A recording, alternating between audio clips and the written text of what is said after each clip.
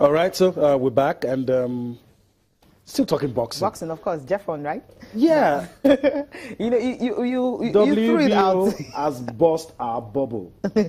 What were you thinking? That the recount obviously be in favor of Manny Pacquiao? No, 5 judges had to do that, and they said, "Look, but I saw that this fight. man won." Yeah, we saw that fight. We saw the statistics and all that, but we're not sitting on the bench. You know, maybe there's some things they're looking at that we're really not saying. Sometimes people say boxing could be maybe scientific. Maybe there's a particular part where the punch was supposed to have hit Pacquiao, they didn't, but then somebody's trained how many punches. The punches, I mean, I watched the fight, I saw the stats and everything and all, and even Jeff has still not recovered from the beating he suffered. But then the judges have spoken. He has won twice, so give it to this man. Judges. Well, the WBO, that's the World Boxing Organization, told us earlier that we are not going to change the results. The referee's decision is final, but because of the calls, 5 judges, independent judges, watched this bout again without the sound. Yep. You know, because a lot of people say maybe the sound and the noise confuse, you know, the noise confuse the judges. Sometimes 5. And in this case, they all unanimously gave it to Jeff. I'm confused. Okay. There's no split decision here anymore. Gave it to Jeff. Okay. But the story now is, Jeff only says, well, he's off smiles, but he's ready for a rematch. Right, let's listen to him. He said, look, we've gone past that level now. I'm the champion. Manny, come for a rematch or I move on. So let's listen to Australian professional boxer, very popular man right now, Jeff Horn, talking about the future in boxing.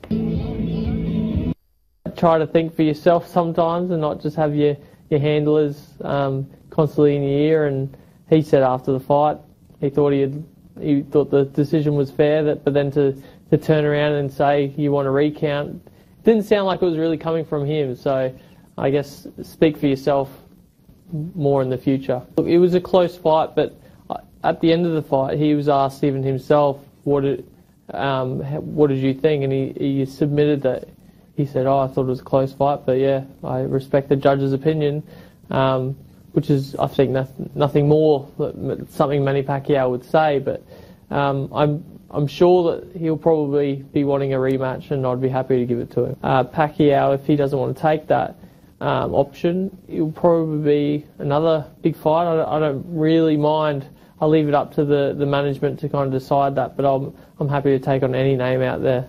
It's such a massive relief when it's over, because me growing up or starting my fighting career, I was watching Pacquiao for so long. So to have that person across the ring from me and fighting them was a massive moment in my career. So then to finally have the decision name for me, it was just like, I don't know, I was on cloud 9 and I still feel like I am a little bit. I'm still coming down from there. The old Jeff that I used to be, so I don't feel like I've changed at all. So it's strange when people want to take photos and get me to sign things for them. One thing I'm going to say, Jeff, get used to the big life. You're not a former school teacher anymore. WBO welterweight champion, that's what you are. So enjoy your time under the sun. That's Australian professional boxer Jeff Horn, talking about a whole lot of things. And if Pacquiao wants a rematch, I'm going to give him, or else I'll move on. I'm the man. All right, let's begin to everything that we're doing on the show. We want you to know that you're crucial. You're an integral part of everything that we're doing. Just in case you join us for the first time, we're very heavy on feedback. We want you to give us your thoughts on all of the things that we've talked about. We talked about boxing, we've talked about tennis, we've talked about a little of football, women's football. That is, we're still going to be talking about football on the domestic scene. All right, this is how you can get your voice heard. Sports This Morning, you can send us a mail, sportsthismorning@channelstv.com. On Facebook, you can get across to us, channels-sports. And on Twitter, you send a tweet to @channels_sports. That's how you can get your voice heard everywhere across the world. Okay, that's the way it is. But that's the way it is, yeah. From there right now, quickly, we'll just go to basketball and talking about the Afrobasketball Championship for women. The list is out and we have 22-man list. Now, this particular list we're going to show you, it is released by the Tijani Umar led MBBF, but that's the one that's a FIBA recognized. And of course, you have another one, another election that was done by the ministry, recognized by the Ministry of Sport here in Nigeria. But then take a look at all the players invited. Helen Ogunjimi, she is the captain of the side. You have Sarah Ogoke, she's there. She plays for RC Celta, Spain. They have Eleonu Adora from Spain. Also, she played for CB Avenida. She also plays in Spain. Indu Demandu, remember her, Bruni, Italy. That's where she plays. Sarah Imovio of Atlanta Dream. That's in the US. You have Ibiam LM from Kangaroos. That's in Belgium. So most of them foreign players. You also have home base, but we'll come to that later. Uju Ugoka. I mean, she plays in Lubin, somewhere in Portugal. You have Joyce Ekoromadu. She played with First Bank one time. Also former WNBA player. Ezine Kalu, she plays in Portugal. Ezine Kalu, I remember having that's the lady that scored that dash that made everyone go crazy when he finished third in the last championship. Promise Ama Kumara, she plays in Spain. And you have Olayinka Sani, she played in Phoenix Mercury in WNBA.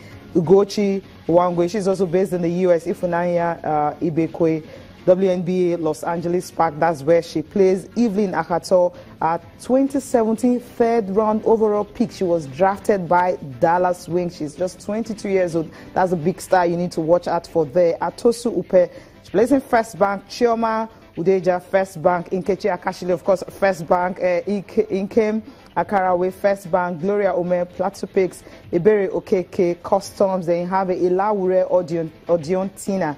She plays for First Bank, and also Christiana Isaac for IGP Coins. Yes, that's really a good one. Scott Naji is the one that will coach these girls. Of course, camp is opening on the 23rd.